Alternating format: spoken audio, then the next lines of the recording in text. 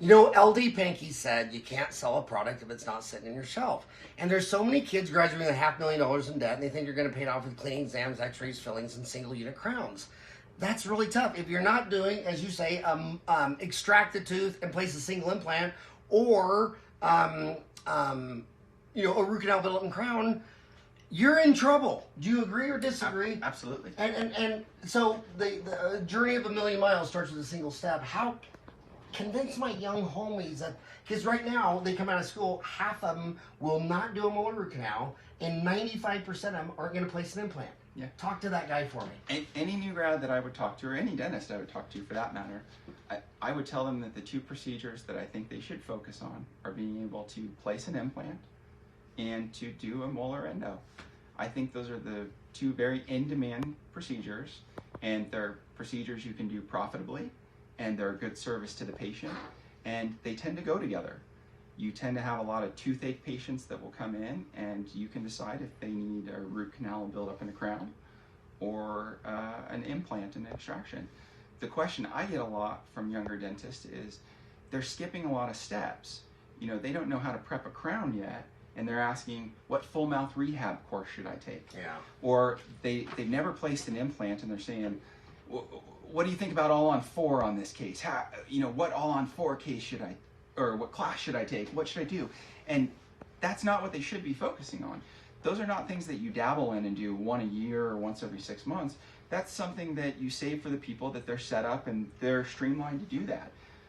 What I can be profitable doing and what I can provide a good service for my patients doing is they come in with a toothache on number 19, really common situation, happens every day almost. And you treat that one tooth in one visit. We happen to have CEREC, but you definitely don't need that at all. It's something you just need to get your workflow down for the stuff that you're going to do every day, that your patients need, that you can make a living doing. And they got crazy attitudes. I don't know how they got to go like, what, you just walk in without an appointment? What are you, an elitist dumbass that wants all your patients in a Mercedes-Benz scheduling out a week of it? Man, I can talk to a king and a homeless person the same way. I don't care if you're homeless or royalty, you're still a patient. And they're not coming there to get judged. That's what, churches, religions, politics. You're a doctor, they're a patient, I don't care what's going on. And they're like, well, I just want to treat rich people that need all on four. Okay, you're delusional. Yeah. I'd rather own McDonald's than own Roost Chris serving high-end steaks to rich people. And the reason you can't do a molar endo, isn't it just like 3 incisors together? Yeah.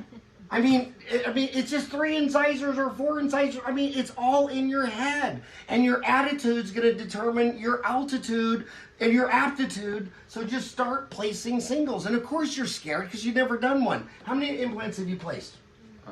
Like well over. Do you remember the first 2 implants you ever placed? Yeah. Right here. And I think you went too big. I asked for a...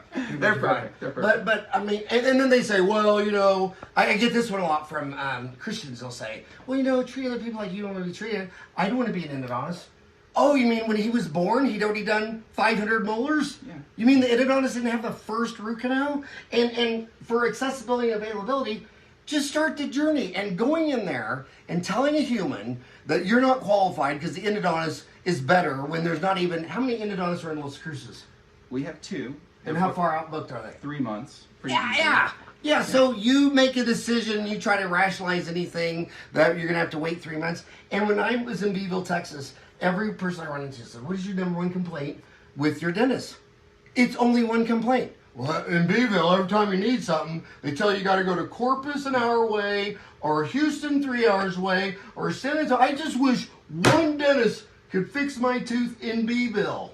Yeah. And that's you, buddy. And you're the same dentist saying, my overhead's high, I don't have enough money, I can barely pay for this or that. Yeah, because you don't work because you've already rationalized to refer everything out. So you have a course. How do my homies get in contact? And I have no financial connection. How do they contact you two to come in the office and consult? What we do is pretty simple. It's not something we really market. It's just something we've kind of done when colleagues or people have reached out. But what we've done is we've gone into the office. They've reached through email or through the office. But what is that email or website? Just my email is just jakewolfdds@gmail.com. Jake Wolf, WOLF, DDS@gmail.com. My Dentaltown name is just Jake Wolf, JakeWolf. My practice is Organ Mountain Dental, like a church organ, the name of the mountain range in our town. I would not write that on the bathroom wall. And it's in Las Cruces, but really what we try to do is go in and kind of go through some philosophical stuff with implants and then walk them through a really basic system with minimal inventory. I happen to use Megagen AnyRidge. I think it's a really great system if you want to have a minimal amount of inventory. It's great for a doctor that wants to start with just healed ridges, but it's something you can expand and do a lot of immediates and other kind of cool stuff with. But we just go through, we walk through the course, and then we ask them to line up a couple of patients, and we walk them through, and sometimes I'm changing the drills for them and kind of show them what to do, or say tilt the angle this way, and then we talk about the case afterwards. And you go with them? Yeah. Yes, I'm either assisting if they don't have an assistant with them, or I'm guiding the assistant.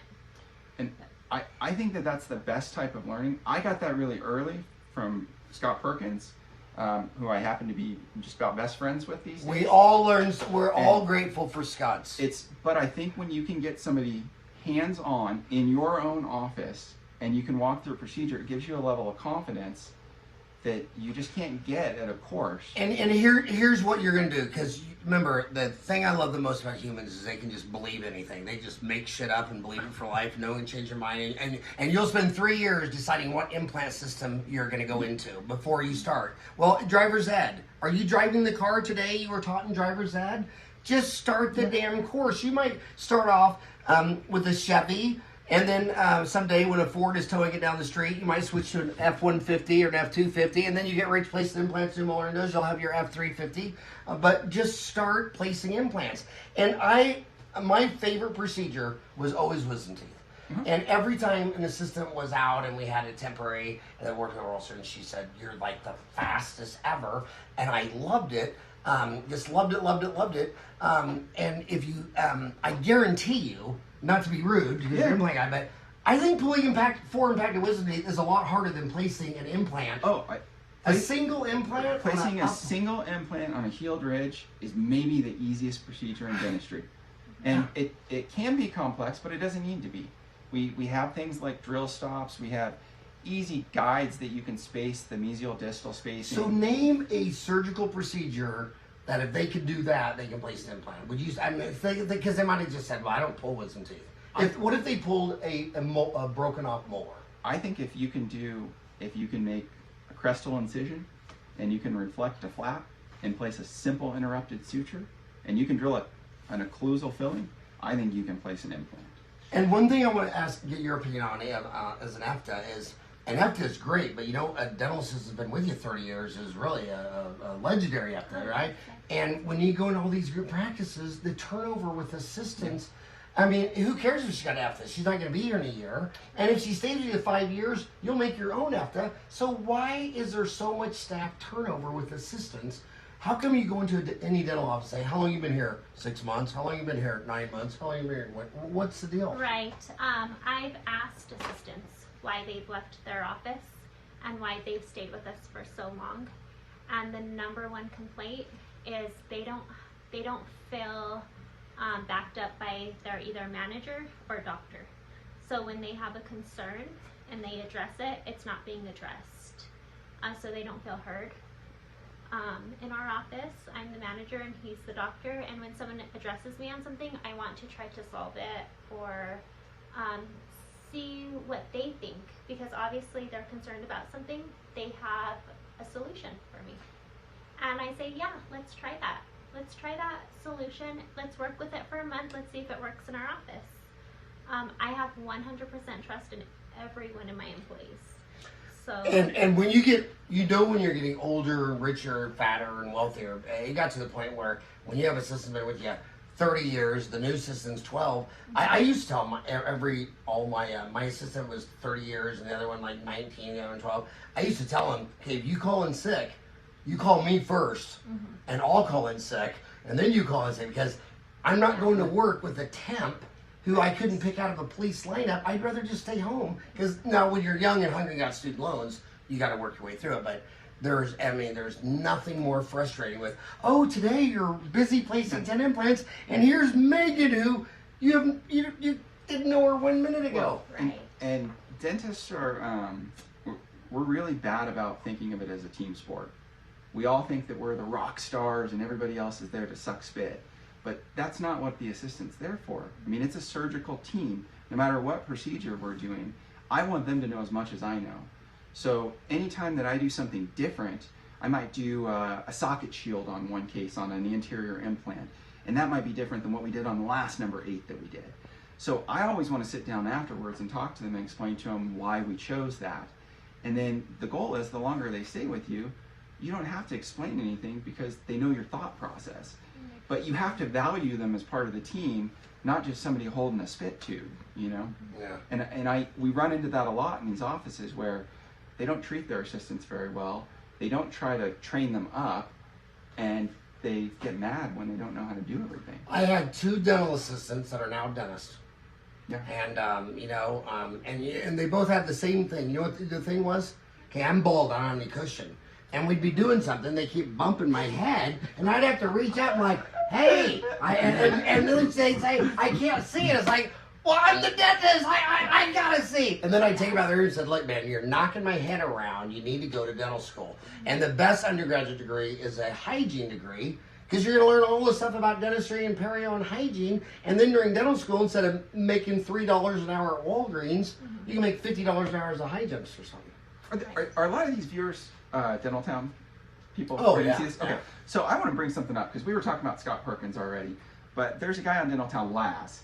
Oh, I love a lot of Laz. stuff. And did a podcast with him. Yeah, and this is From California. Wonderful personality. He's very fast, very efficient. He's the great Socrates attitude. of dentistry. Yeah. Okay. Here's what blows my mind, and this is where dentists get hung up and they get in their own way.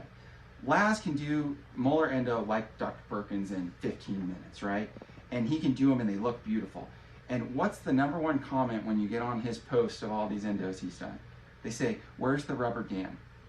Like, I use a rubber dam on every endo I do.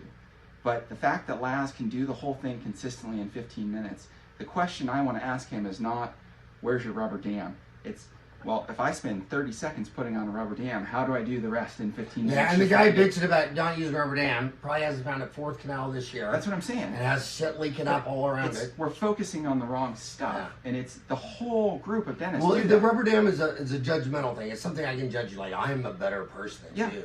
But You're instead, subhuman. if somebody can do this in 15 minutes, and we can add 30 seconds to it, and then it meets our criteria, Yeah. instead of taking 2 hours to do it, why would we not want to know that secret? And why are we so focused on the rubber dam? And how many posts do you have?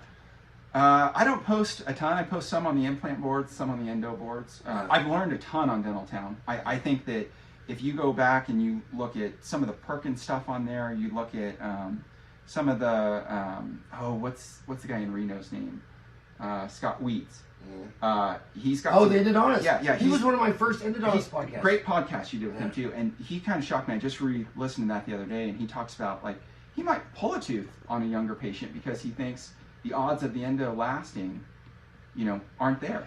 And that was interesting. But and then Bill Schaefer for implants In London. Anybody that starts with their stuff, you can go back through and you can just find their profile and read their old stuff, and you can learn thousands and thousands, hundreds of thousands of dollars worth of info. You know what I like about him the most? Bill Schaefer? He was the first one that recommended and said, before him, everybody wanted the longest implant. he'll take he his went style. with shorter, fatter. Yeah. And anybody who likes shorter, fatter things is my friend. Jake Wolf has been doing 1 hour of CE every day since he graduated from dental school. 10 years. For 10 years. You're a stud, man. Okay. Stop.